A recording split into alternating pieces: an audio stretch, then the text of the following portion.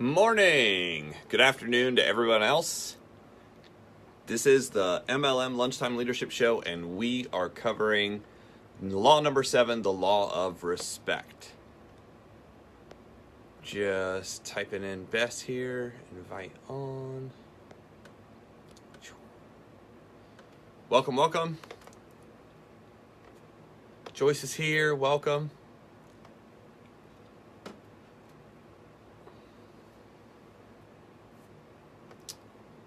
Stephanie is here, welcome.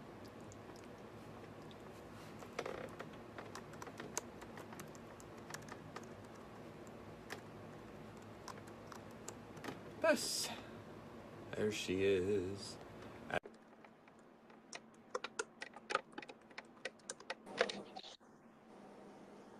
Morning, good afternoon. Good morning and afternoon. Denise is here. It's so fun to have a party every day to go to. I know. Show up with all your friends. Oh my goodness. Hi, everybody. We have Joyce. Hi. And Denise. And Julianne. Oh my goodness. This is great. Hi, Jeff. Hello, hello.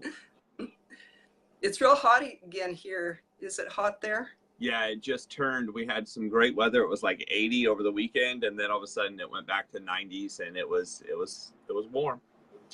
Real hot. Warm. Yep. But that's a cool hairdo that you have, right? I mean, it keeps you cool. Yeah, that's kind of the point, is quick and fast and pull it up over. Yep. I know we're both in martial arts, and I've always liked your hair. Is that from martial arts? Kind of, but I also read when I was first studying for my doctorate, I had long hair years ago, and I always said I was going to grow it back when I had the ability to, or had the income where it didn't, I was unemployable anymore. As I said, I'd grow it back out. So I started growing back out, and I actually read a study about, and I'm trying to remember the exact tribe of Indians, but they were trackers, and they said part of their ability to track was their long hair. Well, they went into the military, and they ended up giving a crew cut to these guys, and they were unable to track anymore. They weren't able to do it. So it was the first time ever that the military actually allowed. They said, look, if that's what gives them this ability, you need to just let them do whatever they're going to do. And then the scientists thought it was so weird, they actually started studying it, and it was actually part of how they do it, that made it work. And the military eventually let it happen, and it was studied. So I was like, oh, that's really interesting. You're able to connect with people, and it said it was an extension of one of your sensory organs, your hair is. So I just thought that was pretty interesting. I grew it out to kind of test that out. So far, I have cool. no idea. Thanks for that story. I always wanted to ask you, and I think I did hear that somewhere about the Indians. Yeah, I remember hearing that. How long is your hair? It's really long. It's probably, it's mid-back at this point. I haven't actually worn it down. I started cutting my own hair probably about 2 years ago. My girlfriend Brandy has really long, really thick hair, and went and has spent an enormous amount of money kind of keeping it all straight. What's happening, Moose? And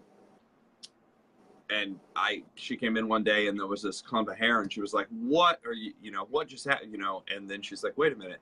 And I ended up, taking my hair down. She's like, I just paid $80 for you to do something that took you 2 minutes to do. How did you do this? And I was like, YouTube. So Yeah. I do not encourage anybody to start cutting their own hair, though. Like, that's not the point of this story. In fact, let's get on track, because we are digressing quickly. What we are doing. I've got a huge day. I'm sure you guys do too. Yeah, today is our MLM Lunchtime Leadership Show, number 7, the Law of Respect. And I'll introduce us here. This is Jeffrey David Gamble of My Leadership Network, certified John Maxwell trainer, and I am Bess McCarty of the MLM Millionaire Club School for Network Marketers. And we partner every lunchtime to bring you these generic trainings, Facebook Live, noon Eastern Time every weekday. And our purpose is to raise the bar in this profession. to help people grow, educate, empower, and equip entrepreneurs and create independent servant leaders. So, Jeff. All right, so here we go. The law of respect, it says people naturally follow people stronger than themselves, and even natural leaders tend to fall behind those who have a higher leadership tendencies or higher leadership qualities. YouTube, that's great. Yes. Learning the law of respect, people naturally follow leaders stronger than who they are. So this is one of the reasons, if you've ever had, you're like, man, I've tried to recruit this certain person or these certain people. That's just the way it works, guys. People who have stronger leadership qualities do not follow people who have lower leadership qualities. It's just the way it is. So this is why in direct sales, third party is so important. You know, being able to get somebody in front of someone else, especially when you recognize it. The same thing is true for personalities. Personalities work this way, you know. You're probably going to have a harder time connecting or a harder time recruiting somebody who has a dominant personality with a non-dominant personality. It's just the way that it works. And people sometimes forget that, you know, regardless of your company, regardless of your product, regardless of your comp plan, what you're doing is you're recruiting people. So that's something you always have to keep in mind is what would naturally this person want to be involved in or want to follow. Living the law of respect, it says 6 qualities help a leader gain respect. Number 1 is natural leadership ability. One of the greatest pitfalls for natural leaders is relying on their talent alone. Some people are just good at this. They're very good. They're just walk in and people have followed them because sometimes it's their physical attributes. You know, some people are very tall. Some people kind of have that size and shape advantage. And what I mean by shape is some people are not only tall, but they just have the wide, you know, I'm thinking of a couple people that I know in particular, wide shoulders. They're just seem like giant people. So they just command when they speak, people just listen to them. The problem is if you rely on just your physical attribute alone, there's so much stuff that you're missing on the inside. And it's funny, this one particular person, he's like, well, I got everybody to listen. I'm like, there's more to it than just getting them to listen once. 2, respect for others. True leadership is voluntary. Some people forget this, especially when they're in direct sales. So this is the Lunchtime Leadership Show, the MLM Lunchtime. So we're going to hit everything from a direct sales point of view. Your team is joining you because they want to. Your team is also going to do something because they want to, not because of the company, not because of the product, not because of the compensation plan, but because they want to. So you have to basically learn what it is that they want, what it is they like, and that's how you propel people. Some of the best people that I know of, sorry, I'm getting all kinds of messages. Some of the best people that I physically know of, they're able to lead.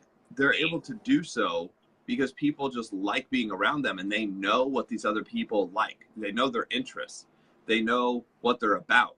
They know, you know, their dreams is what they really know. And they use the conversation about their dreams to basically ask the question, hey, would it be worth doing this today to get that tomorrow? Analogy. When people respect you as a person, they admire you. When people respect you as a friend, they love you. But when people respect you as a leader, they'll follow you. A leader in what? A leader in business. So number 3, courage demands being willing to stand alone, to do what's right, to risk failure and danger and criticism. So this is a lot of times when you see a professional's like, you know, I don't know. I want to do something. I'd love to do something like this, but they're using some really creative language. But what they're really saying is I don't know how this is going to damage my professional, you know, outlook or my professional, what do I want to say, reputation within my industry.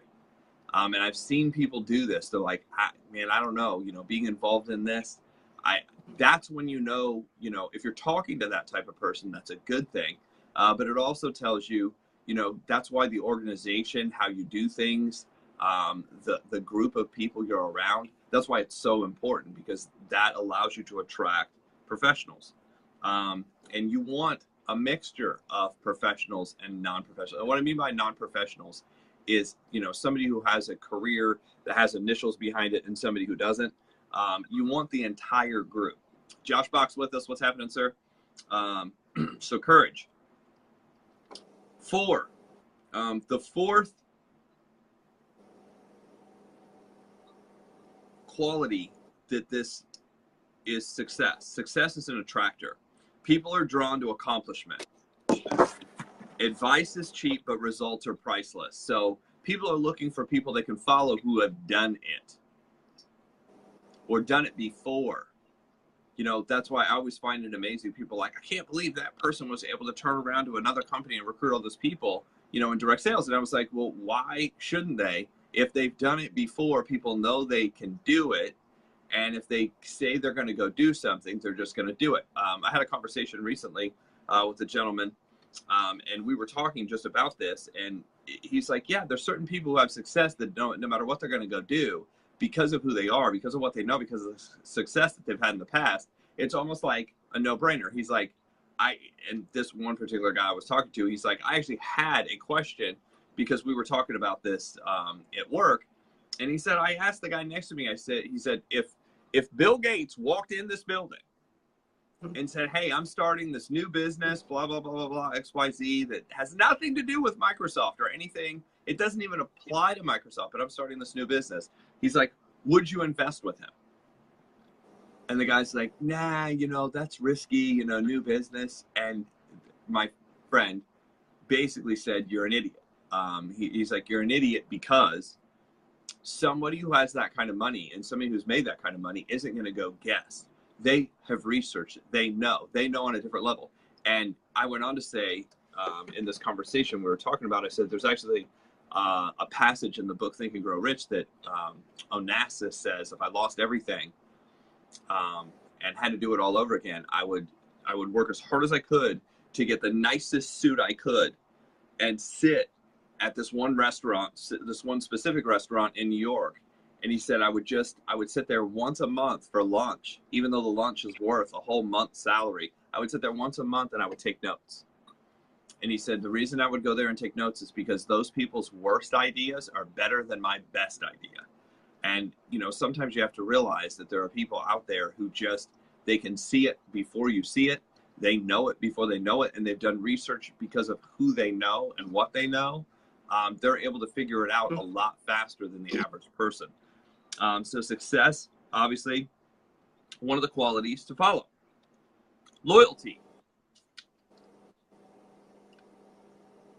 John says this is a dying attribute, but most of us want instant gratification. And I'll be honest, you know, we live in an instant gratification.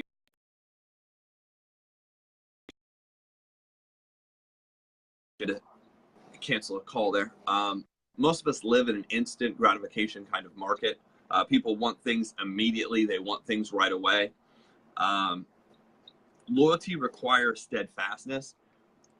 And especially inside of direct sales, people want this to happen so fast. People will go to school for 4 years and still not find a job. People will, you know, start playing, you know, basketball, football, soccer, and not make the A team, and they've played their entire life. But they expect to get in direct sales and for this to work in the first day or the first week. I talked to 3 people, and those 3 people didn't want to do it. Obviously, this doesn't work. It would be really interesting if everything else worked like that. Not really, because that would be horrible. I'm just kidding. So that loyalty to sticking to it is one of the biggest things. I think it's one of the biggest determining factors. A friend of mine said, you know, can I count on you to be here a year from now? He's like, that's the only question I asked. Can I count on you to be here a year from now? He's like, because it's going to take a year to figure this out. And I believe Eric Worre talks and kind of has the same conversation about this when he goes into talking about it's going to take you 1 year to figure this out just to get to a point to break even. It's going to take you 1 to 3 years to be able to make a decent, quote unquote, replace your income. It's going to take 3 to 5 years for you to make that first 6-figure income, and 5 to 7 years to kind of make it as a true leader in your business, and 7 to 10 years to become what they call, you know, one of the legends, one of the icons of your company and of your industry. Gary Vaynerchuk says, don't expect it to happen overnight. Nothing does. He's like, it's just we give the image that things happen overnight because of the media, because of, Snapchat, because of these phenomenon. It seems like there's a guy that plays video games that I was recently watching a video of, and it was his story. And he basically seemed like he came from zero, and all of a sudden, like a year ago, he was interviewed, and he's like, yeah, I'm getting paid $7 million, and people just lost their mind. The reason being is he plays video games for a living and reviews them on YouTube. And he's gotten to a point where he has, I can't remember how many millions of followers. It's like 10 million or something like that, which kind of makes sense. 10 million, about $7 million a year. And he's like, well, what you guys didn't see is the year that I worked in the hot dog stand and ate hot dogs for a year while I was trying to do this part-time. He goes, you didn't see when I had the arguments with my girlfriend about playing video games, and she thought this was stupid and that you could never make money at it, and it was just never going to work. It's the same conversation that many of us have inside of direct sales. And, here he is now at $7 million, but he's like, it took years to accomplish this. It didn't happen overnight.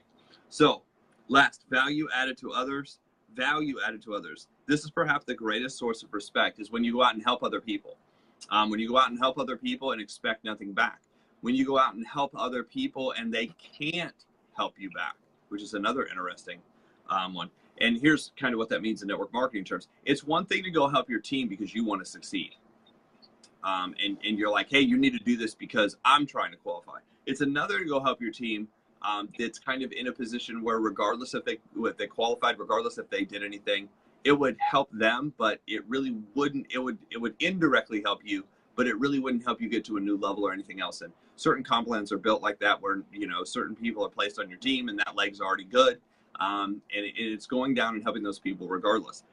But where it gets really interesting is when you end up helping somebody in a completely different line of sponsorship that has nothing to do. Now, I say that with precaution because certain companies don't want cross-lining to happen. It's something that I actually tell people, this is probably not the best use of what you're supposed to be doing or your time. So you do be careful, but always have the conversation and say, hey, if it was between my advice and the advice of, your specific upline, I'm not going to be there. I don't know your comp plan. It's not going to directly impact my check if I get it wrong. So you have to make absolutely sure that whatever advice you're getting from anybody, us, anywhere else, that it directly affects your income and it's going to help. Because if you get it wrong, it affects your check. So adding value to others, perhaps the greatest source of respect, and the time it takes to do that. It's always a good investment to help people. That's just how I see it. Leading others to the law of respect. Measure your level of respect. It says, look at the people you attract. Who tends to follow you? Who tends to follow you? If you look at the group around you, are these good people? That's a question to ask. How do people respond when you ask for their commitment or change? John talks about, he's like, if you really want to know how committed, he's like, ask for people, ask for volunteers to join you. It's really interesting. He said, write a purpose statement. We talk about an MVP, a mission, vision, purpose statement. There are 3 separate statements, and we're not going to go into all that right now, but it says, practice a habit or goal that will help you improve these six qualities and that will help you gain respect as a leader. Listen to things that can help you see this, because people will say certain things like, my people just, they just don't want to change, something new. They just don't want to do something. Or I can't get my people to help. I can't get my people to show up. I can't get my people. It usually starts with, I can't, this doesn't work. That's where you need to step in, and this is the law that we need to talk about. And that's why this information is so important, because it applies in so many different areas. It's not just specific to one company. It's not just specific to one situation. It's overall. If you learn the leadership stuff, what happens is it's like an 80-20. The leadership stuff allows you to build 80% faster than just the skill alone. The skill alone will give you about 20%. And the skill is basically what to say and how to say and when to say. This basically is the psychology behind getting people to move and move with you. And the number one person you need to work on is not your people. The number one person you need to work on is you. So with that, I'm going to turn this over to Bess for her insights, and that's how we'll get started. Thanks, Jeff. Took lots of notes. Like to say hi to Brenda and Kareem. And if you're watching the replay, please type replay so we can thank you for that. If you just got value, please hit share, because we'd like to help a lot of other people too. Let's spread this around, or tag a friend in the comments. And also, if you have a question, please type that in about leadership, about respect, about network marketing. Or if you have a comment, a favorite quote about this, if you have an insight, if you have a story, if you have an experience, if you have a little paragraph, few sentences to type in, we can share that with the group. So, respect.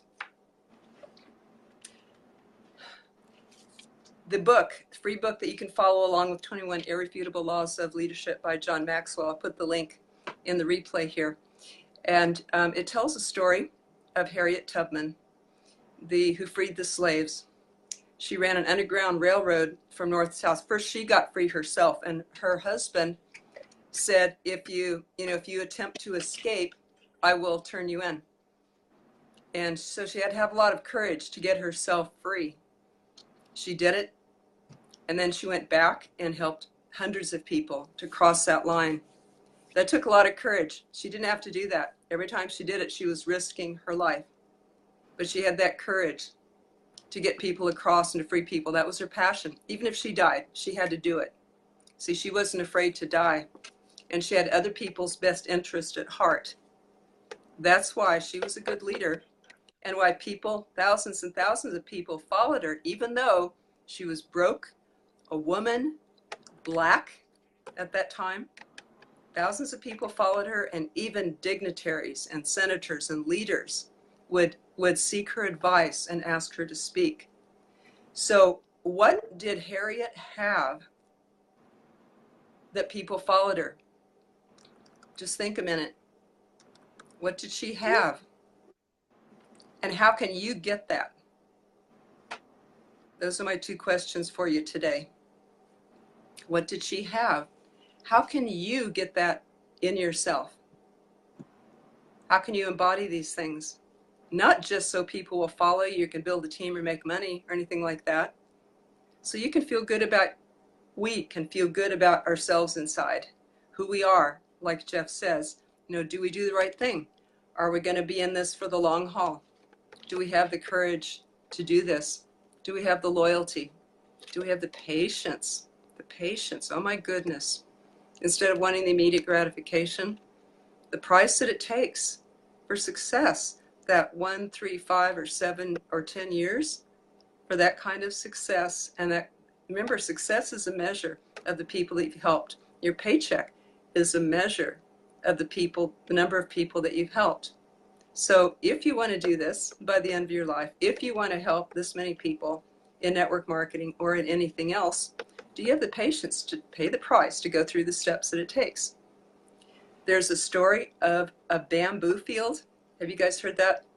The farmer goes out and plants the bamboo, and he waters it every day, and nothing happens. His neighbors make fun of him. How long did it take? 10 years? Jeff, do you remember? You're so good at numbers. I believe it was, it's the Chinese bamboo tree story. It's 5. 5 years. This guy goes out and carries his heavy buckets of water every day, dumps it on the ground, weathers the ridicule of his neighbors every day for 5 years, because he has to keep watering it, because he heard that, it will come up 5 years. He heard that. He trusted. So he went out and he did that every day, and the ridicule and the heaviness and the work and the patience and everything. So, of course, they say he's crazy, he's dumb, he's foolish. So after 5 years, a few sprouts come up, and almost overnight, almost within days and weeks, he has a huge, it shoots up really, really fast because of all it was developing underground in that 5 years. It shoots up really fast, and it's this huge forest of bamboo, and he's rich now because that's worth a lot of money. So we're like that. I know Holton Buggs, who has made, millions and millions, 12, 25 million a year in network marketing. He said, it only took me 16 years to become an overnight success. And one of my my clients that I've coached said, "Oh yeah, I remember him when I was in Amway. He was in my downline, like way down, like 30 levels deep or something like that. He never did anything, Holton bugs." That he was gathering. He was probably underground like the bamboo all that time, gathering strength to shoot up. So, what else, Jeff? It's a really good quote by Cary Grant. He said, "Probably no greater honor can come to any man or woman than the respect of his colleagues." And I think that's where network marketing shines. Is, we have these events, and you want to get to a certain level because around the people that you actually work with, that's where I think that's one of the reasons why I've seen some people go so far and build so high. Is it's not really, the money anymore, because people are able to knock that out at some pretty early levels. It's really getting the respect of the people around you that, there's just something to be said. If you've been able to build a team and get free, there's just something to be said because so few people are able to do it. It's just an amazing feeling, and that's what's so great. Marty's at the gym listening. Appreciate it. So getting that done at lunchtime as well. It's awesome. So that's what I have on the law of respect. I mean, it's pretty simple. How do you work on it? How do you get better at it? You basically attend things like this. You start learning, you start reading about leadership. And as you read about leadership and you become a better leader, you will gain that respect almost instantaneous. There is a book called The 5 Levels of Leadership that goes over this. And it talks about, number one, there's positional leaders. You get a position in a company, and therefore, some people think, okay, I have this position, now I'm leading. And then, the next level is permission. You get to a certain point where, because you've been in long enough, because you've achieved certain levels, certain people will get in your company and they'll come to you and ask you, how did you get to where you're at? And all of a sudden what they're doing is indirectly, they're asking you for permission for you to tell them exactly what you did to get there. Eventually it goes to production. Because you know what you're doing, you're able to produce month after month after month, new person after new person, order after order, coming onto the team. And that's the production level. And in most people, that's where things explode. The next level is people development. At people development, you're not only able to do it, but you're able to turn around and teach somebody else to do it. And it's really at that level, when you're able to teach other people to do it, that you can climb, quote unquote, the mountain of success inside of direct sales. You can climb to almost any level in the company. It's when you help other people become successful that you can become iconic. You usually won't see that happen by yourself. There's not one guy that's like, yes, I've made $1 million. And how many people do you have on your team? Nobody.